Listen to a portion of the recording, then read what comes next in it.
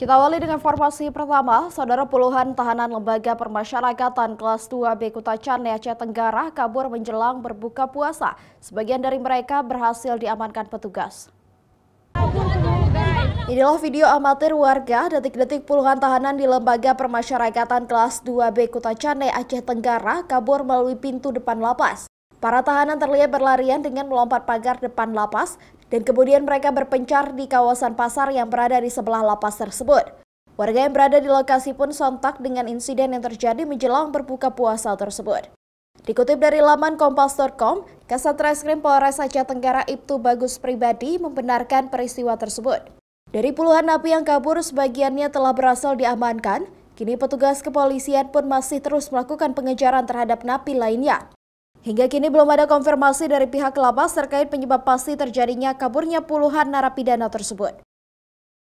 Zikri Maulana, Kompas TV, Aceh Tenggara.